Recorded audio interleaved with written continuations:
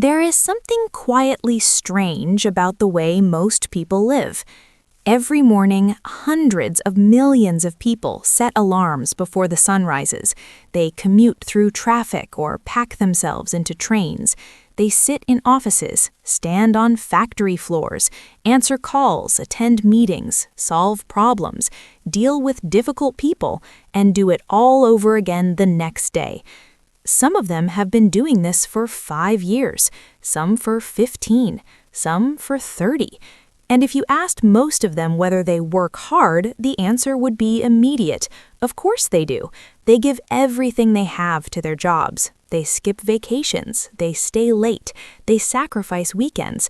They push through exhaustion. But here's the part that rarely gets said out loud. After all of that effort, after all of those years, a surprising number of these people are still not wealthy. Many of them are living paycheck to paycheck. Some are in debt. Others have a modest savings account, but nothing that would let them stop working if they chose to. And this creates a question that most people never stop long enough to actually ask. How is it possible to work this hard for this long and still not build real financial wealth? Most people assume the answer is effort. They tell themselves they need to work harder, put in more hours, grind longer. But psychology and economics suggest something very different. The answer might not be about how hard you work at all. It might be about the system you are working inside of. If you have ever felt like you work extremely hard but your finances never seem to move forward, drop a comment right now. Just type work loop. Let us go back to the beginning. Not the beginning of your career, but before that. Back to the very first ideas you ever absorbed about money and success. Think about your childhood for a moment. Think about the messages you received from your family, your teachers, and the world around you. Chances are the message sounded something like this. Work hard, study hard, get good grades, get into a good school, get a stable job, stay loyal to your employer, be reliable, and eventually, the reward will come. This is the narrative millions of people grow up inside. It's not taught in a single lesson, it's taught over thousands of small moments. The teacher who praises the student who studies the longest, the parent who tells their child that success comes from discipline, the culture that celebrates the person who never misses a day of work. And there's an important reason this message is so sticky. It feels true. We all know someone who worked hard and succeeded. We all have examples of discipline paying off. And that makes the belief feel universal, like a law of physics. Effort in, success out. But the examples we see tend to have a specific shape. The person who worked hard and got promoted. The person who studied and got a degree. The person who stayed at a company for 20 years and earned a pension. These are real outcomes. But notice what they all have in common. They are all outcomes within the salary system. They are rewards for effort within a structure. They are not examples of wealth. And for the most part, this message seems completely reasonable. Hard work is valuable. Discipline matters. Showing up consistently is a real strength. But there's something hidden inside this belief that almost nobody talks about. The message does not actually say that hard work creates wealth. It says that hard work creates stability. It says that effort earns you a position in the system, a salary, a title, a sense of being a responsible adult. But wealth, that's a different conversation entirely. And somehow that conversation rarely happens. Not at the dinner table, not in the classroom, not even in most workplaces. Most people absorb the hard work message so deeply that it becomes the foundation of how they understand the world. If I'm not wealthy yet, it must be because I haven't worked hard enough. If I'm struggling, the answer must be more effort. This belief becomes a loop, and for many people, the loop never breaks. Growing up, were you also taught that hard work automatically leads to wealth? If that message was drilled into you, comment taught. Now, here is where this gets psychologically interesting. When a person spends years building their life around the hard work belief, something subtle begins to happen. Hard work stops being just a strategy. It becomes an identity. Think about how many people describe themselves primarily through their work ethic. I am a hard worker. I never stop grinding. I am the first one in and the last one out. Nobody outworks me. There is real pride in those statements, and in many ways, that pride is earned. These are people who show up, people who do difficult things every single day. But identity is a powerful psychological force. Once you define yourself by something, it becomes very difficult to question it, and this is where the trap forms. When your identity is built around being a hard worker, anything that threatens that identity feels like a personal attack. Someone suggests that working smarter might matter more than working harder. That feels like they are calling you lazy. Someone says that building assets might be more important than earning a salary. That feels like they are dismissing your sacrifices. The hard work identity creates a kind of psychological armor. It protects the person from uncertainty, but it also keeps them from seeing alternative paths. And there are 3 specific things that the hard work identity tends to push out of view. The first is ownership. When you are focused entirely on effort, you rarely think about owning something that generates value on its own. The second is assets. When your identity revolves around trading time for money, you do not naturally think about building things that produce income without your direct presence. And the third is leverage, the idea that the same effort can produce dramatically different results depending on the system it operates within. These 3 concepts, ownership, assets, and leverage, are not natural companions to the hard work identity. They require a completely different way of thinking, and for many people, that shift never happens. Not because they are not smart enough, but because their identity has been built in a direction that makes the shift feel uncomfortable, even dangerous. Do you personally know someone who works incredibly hard but still struggles financially? If someone just came to mind, comment, "I know one." Now, let us shift the lens from psychology to structure, because the hard work identity does not exist in a vacuum. It exists inside a specific economic structure, and understanding that structure is critical to understanding why effort alone does not build wealth. Most working people operate inside what can be called the salary system. This is the dominant structure of modern employment. You apply for a job, you get hired, you are assigned a role, you show up regularly, you perform your duties, and in exchange, you receive a paycheck. This system has clear benefits. It provides predictability. You know roughly how much money you will make each month. It provides security, at least in the short term. You have an employer, a team, a place to go. It provides social structure. You have colleagues, a routine, a sense of purpose. But the salary system also has a very specific set of rules, and those rules have consequences that most people do not fully see. First, the salary system rewards time. You are paid based on the hours you work or the months you are employed. Your compensation is tied to your presence, not your output. Second, the salary system rewards reliability, showing up consistently, meeting expectations, not causing problems. These are the behaviors that get rewarded with continued employment and incremental raises.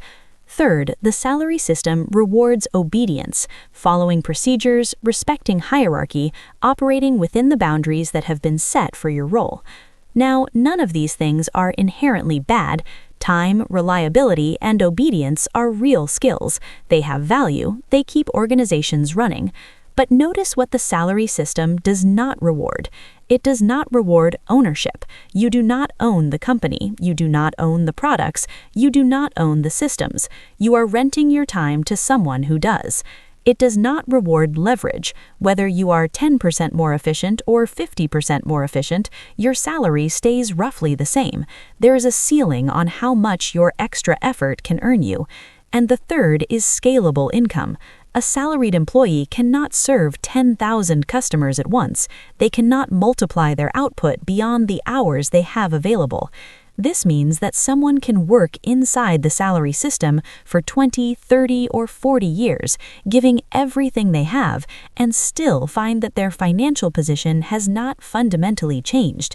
They have earned a living, they have survived, but they have not built wealth in the way the economy defines it.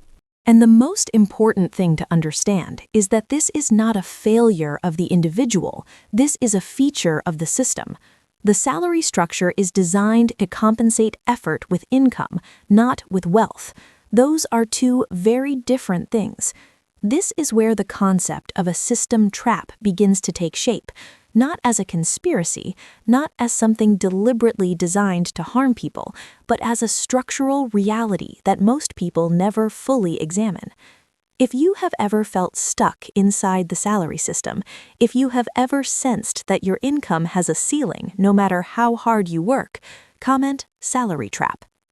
Now here is the part of this investigation that might be the most uncomfortable to hear, because at this point, a reasonable person might ask a very reasonable question. If the salary system limits wealth building, why do so many people stay inside it?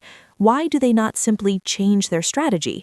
And this is where the psychology becomes truly fascinating. The answer is comfort, not physical comfort, psychological comfort. Working hard inside a familiar system is, in a strange way, one of the most psychologically comfortable things a person can do, and understanding why requires looking at what hard work actually provides beyond money. Hard work gives you routine.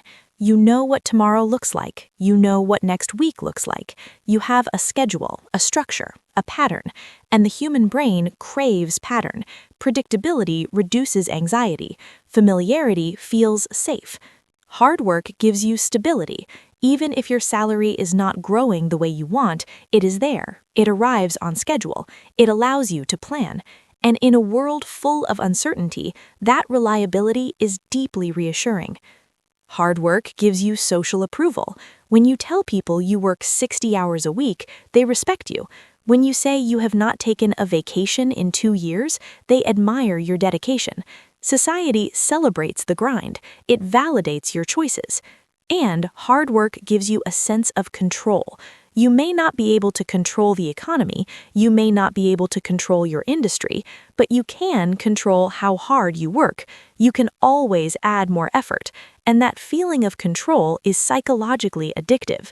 Now compare all of that to what building wealth often actually requires. Building wealth requires uncertainty.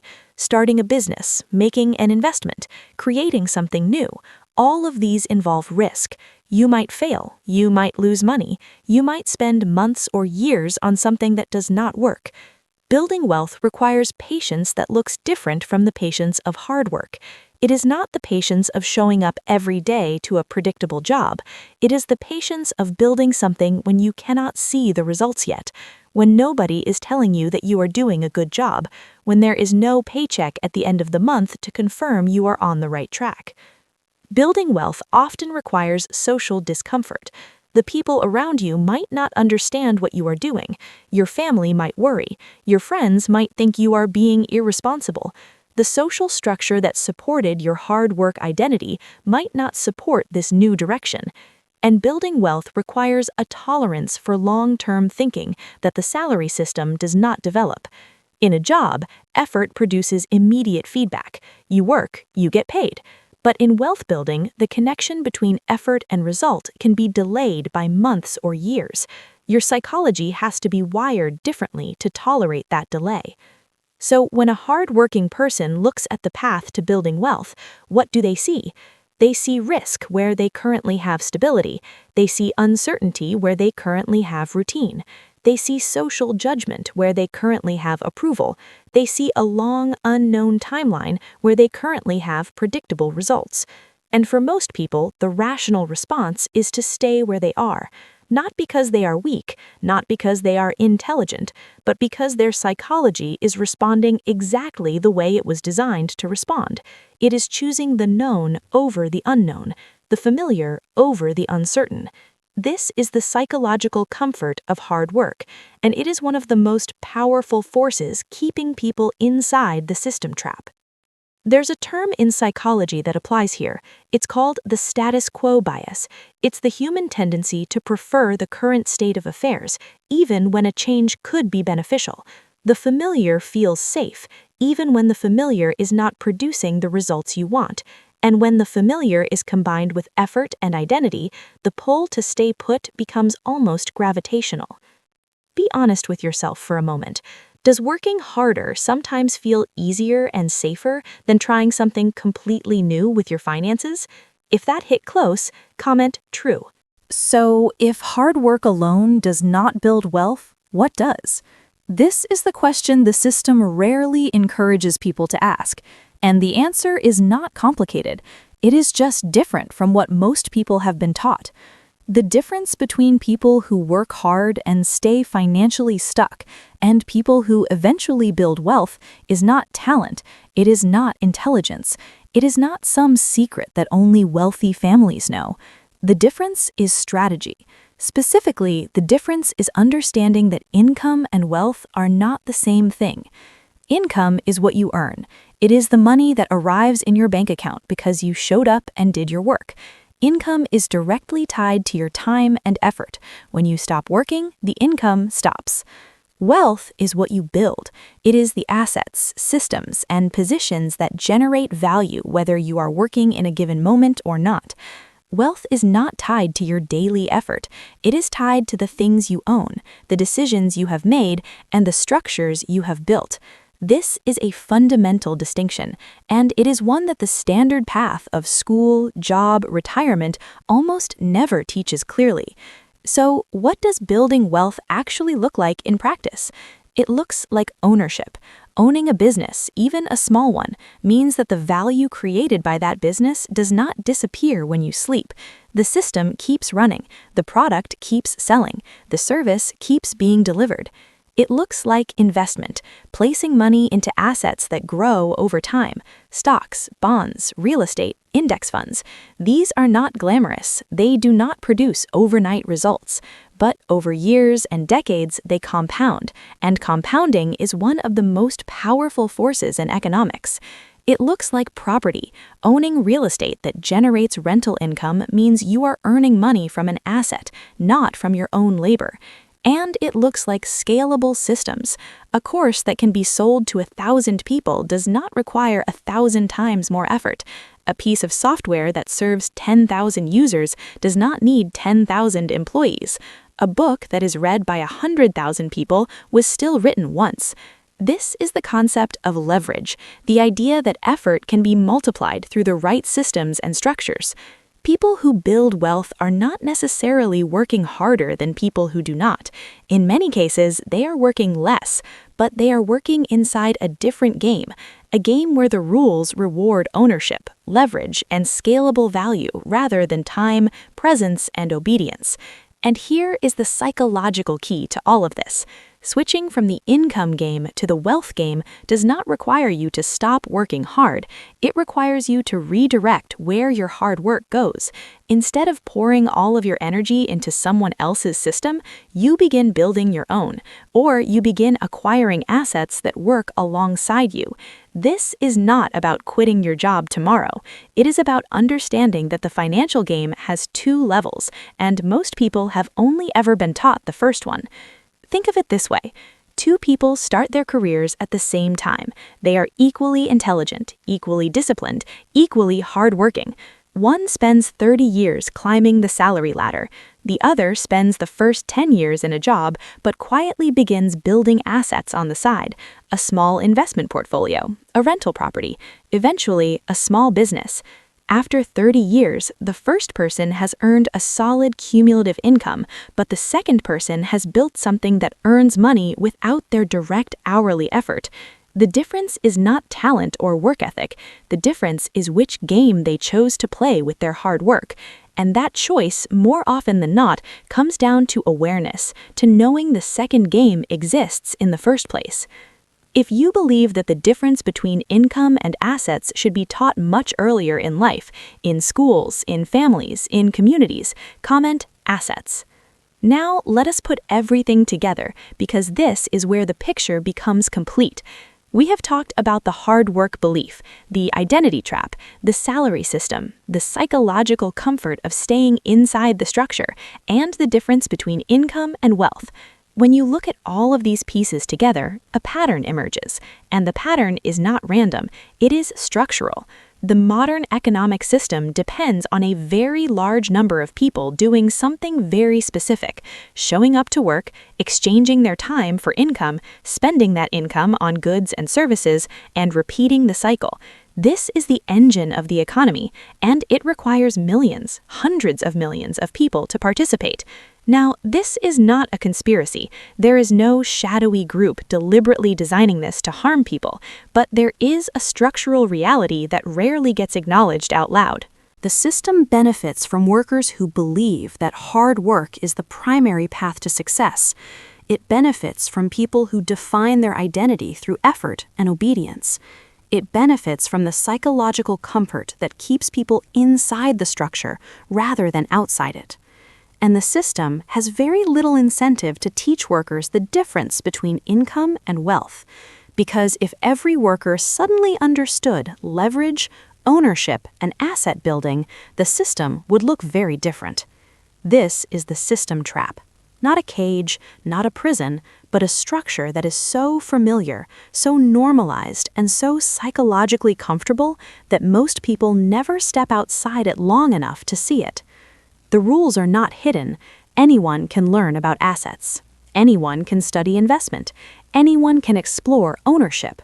The information exists, but the psychological architecture that keeps people inside the salary system is powerful. It starts in childhood with the hard work belief. It deepens through identity formation. It is reinforced by the comfort of routine and social approval, and it is sustained by a system that rewards compliance more visibly than it rewards independence. Understanding this trap does not mean rejecting hard work. It means expanding the definition of what hard work can look like. If this video is making you think differently about the relationship between work and wealth, comment "system trap." So, where does this leave us? If you are someone who has worked hard your entire life and you are wondering why your financial situation does not reflect the effort you have put in, I want you to hear something clearly. You are not a failure. You are not lazy. You are not broken.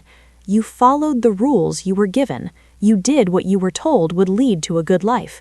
You showed up, you sacrificed, you worked harder than most people around you. And none of that effort was wasted. The discipline you built, the resilience you developed, the consistency you practiced, those are real strengths. Those qualities are exactly what it takes to build something meaningful. But here's the realization that can change everything. The system rewards hard work. That is true. It rewards you with income, with stability, with social standing.